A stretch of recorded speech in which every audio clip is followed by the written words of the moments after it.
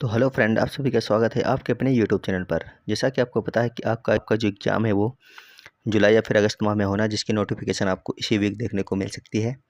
तो आज हम लोग करने वाले हैं अपने सीटेट की ईवीएस की बेहतरीन क्लास, जहां पर हम लोग 15 से 16 क्वेश्चन करने वाले हैं। सारे के सारे क्वेश्चन आपके एग्जाम में पूछे हुए क्वेश्चन हैं या फिर पूछे जाने की जो संभावना रखते हैं, वही क्वेश्चन हम लोग करने वाले हैं। लगातार आपको चैनल पर बने रहना है। अगर क्लास अच्छी लगी तो वीडियो को लाइक करना, चैनल पर नया तो चैनल को सब्सक्राइब जरूर करके जाइएगा। तो आज का पहला क्वेश्चन आपके सामने है। चराव नृत्य में व्यक्ति बांस की डंडियों को पकड़कर युग्मों में एक दूसरे के आमने सामने जमीन पर बैठते हैं। जैसे ही ढोल बजता है, बांस को जमीन पर पीटा जाता है। नर्तक बांस की डंडियों के अंदर और बाहर पैर रखते हैं, कूदते हैं और ताल पर नाचते हैं। निम्नलिखित में से कहाँ पर चराव नृत्य किया जाता है? पहला ऑप्शन है मणिपुर में, दूसरा ऑप्शन है मिजोरम, तीसरा ऑप्शन है असम, जबकि चौथा ऑप्शन है उड़ीसा। तो आप लोगों को ये क्वेश्चन याद होना चाहिए, मतलब कि रटा रटाया होना चाहिए। जैसे ही आप लोग देखेंगे चिराऊ पर लिखा है, नीचे लिखा है राज्यों का नाम, तो आपके सामने फटाफट इसका आंसर आ जाना चाहिए। इसका आंसर है मिजोरम। क्या हो जाएगा? मिजोरम। अगला क्वेश्चन है। कक्षा 4 5वां अध्याय अनीता एक मधुमक्खियाँ में अनीता कुशवाहा नाम की एक लड़की की सच्ची कहानी है, जिसमें उसका वर्णन एक बालिका सितारा के रूप में उजागर किया गया है। इस प्रकार की पहल का सर्वाधिक उपयुक्त उद्देश्य क्या है? बहुत अच्छा क्वेश्चन है, आया हुआ क्वेश्चन है आपके एग्जाम में। पहला ऑप्शन है दर्शाना की लड़कियां कैसे खुश होती हैं एवं उनको प्रोत्साहित करने पर अत्यधिक बल देना, जबकि दूसरा ऑप्शन है यह दर्शाना कि नारी शक्ति बालिका शक्ति किस प्रकार गतिशील तथा समानता एवं सशक्तिकरण को प्रदर्शित करती है, जबकि तीसरा ऑप्शन है दर्शाना कि किस प्रकार लड़कियां अनभिज्ञ होती हैं एवं उन्हें उचित मार्गदर्शन की आवश्यकता होती है। चौथा ऑप्शन है दर्शाना कि किस प्रकार लड़कियां परिवार एवं समाज पर बोझ होती हैं। तो आपको बताना है इन चारों में से कौन सा ऑप्शन सही रहने वाला है। क्वेश्चन नंबर 46 के लिए अगर आप लोग ऑप्शन नंबर बी कर रहे हैं तो आपका सही हो जाएगा। यहाँ पर कौन सा सही है? यहाँ पर बी सही है आपका। चलते हैं अगले क्वेश्चन पर। क्वेश्चन है गुजरात के निकटवर्ती राज्य हैं। गुजरात अगर आप लोगों ने मैप पढ़ा है तो आपको पता होगा कि कहाँ पर है। आसपास के राज्य के बारे में यहाँ पर पूछा जा रहा है। पहला ऑप्शन है महाराष्ट्र, कर्नाटक, राजस्थान, जबकि दूसरा ऑप्शन है मध्य प्रदेश, महाराष्ट्र, हरियाणा, तीसरा ऑप्शन है राजस्थान, मध्य प्रदेश, छत्तीसगढ़, जबकि चौथा ऑप्शन है महाराष्ट्र, मध्य प्रदेश और राजस्थान। तो गुजरात के जो निकटवर्ती राज्य हैं, यानी कि गुजरात से लगते हुए जो राज्य हैं, वो यहाँ पर कौन कौन से आपको ये बताना है।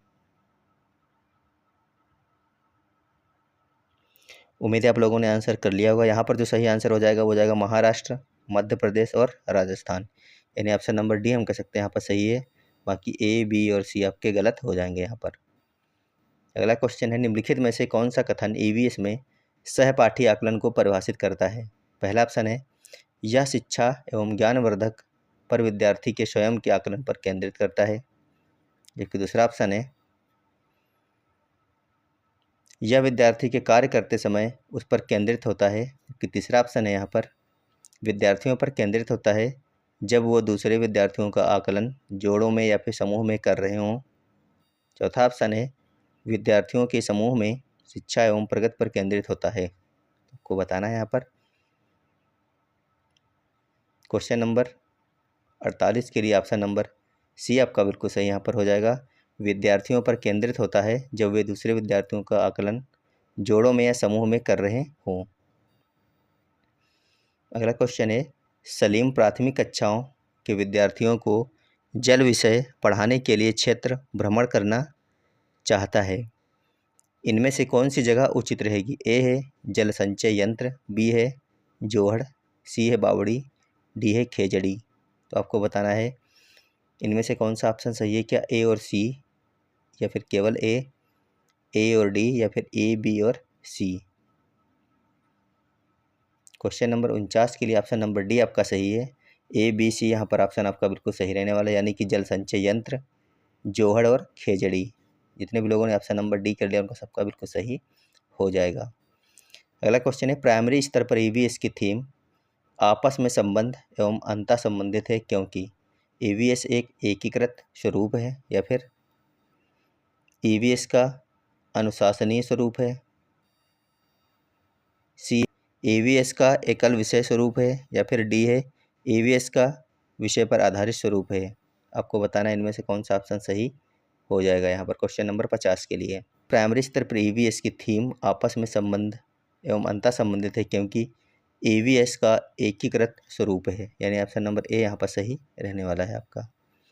अगला क्वेश्चन है, ट्रैफिक स्थल या चौराहे पर कुछ व्यक्ति अपने वाहन का इंजन बंद नहीं करते हैं। एक ईवीएस शिक्षिका ने इस विषय पर कक्षा में चर्चा की। वह छात्रों को क्या संप्रेषित करना चाहती है? पहला ऑप्शन है वायु और ध्वनि प्रदूषण, जबकि दूसरा ऑप्शन है यहाँ पर अनवीकरणीय संसाधनों का समझदारी से उपयोग करना, जबकि सी है प्राकृतिक संसाधनों का दुरुपयोग, जबकि डी है यहाँ पर सरकार इसे रोकने के लिए कदम नहीं उठा रही है। तो आपको बताना है इनमें कौन सा सही हो जाएगा क्वेश्चन नंबर 51 के लिए। क्या ए और बी सही है, ए बी सी सही है, ए और डी सही, या फिर ए बी सी डी चारों सही हैं? तो क्वेश्चन नंबर 51 के लिए ऑप्शन नंबर डी आपका सही हो जाएगा। यहाँ पर ए बी सी डी यहाँ पर चारों ही सही ऑप्शन आपके रहने वाले हैं। अगला क्वेश्चन है, पर्यावरण अध्ययन का शिक्षण करते हुए पाठ का वह उपयुक्त स्तर जिस पर विद्यार्थियों का आकलन किया जाना चाहिए वह है पाठ के अंत में, पाठ के आरंभ में, जब विद्यार्थी आकलन के लिए प्रस्तुत हैं, या फिर शिक्षण अधिगम के दौरान। आपको बताना है इनमें से कौन सा ऑप्शन सही रहने वाला है। तो यहाँ पर जो आपका सही आंसर हो जाएगा ऑप्शन नंबर डी, शिक्षण अधिगम के दौरान।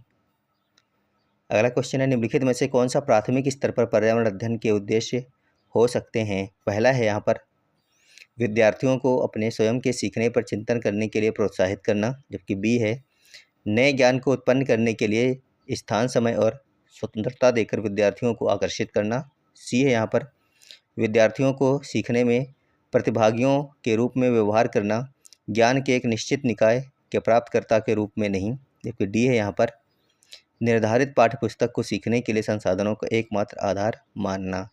तो आपको यहाँ से आंसर करना है, क्या इसमें ए बी सी सही होगा, ए सी डी सही होगा, बी सी डी सही होगा, या फिर सी और डी सही होगा। बड़ा क्वेश्चन है, थोड़ा सा आराम से पढ़िए और इसका आंसर कीजिए एक बार। तो क्वेश्चन नंबर 53 के लिए अगर आप लोग ऑप्शन नंबर ए कर रहे हैं, ए बी सी यहाँ पर आपका सही हो जाएगा। क्या सही हो जाएगा? A B C. अगला क्वेश्चन है आपके सामने, निम्न में से कौन सा प्राथमिक स्तर पर ईवीएस का एक थीम है? क्या वह पदार्थ है, हम चीज़ें कैसे बनाते हैं और करते हैं, प्राकृतिक संसाधन, भोजन का संरक्षण? तो बहुत ही आसान क्वेश्चन है, इसका आंसर आप लोग कर चुके होंगे।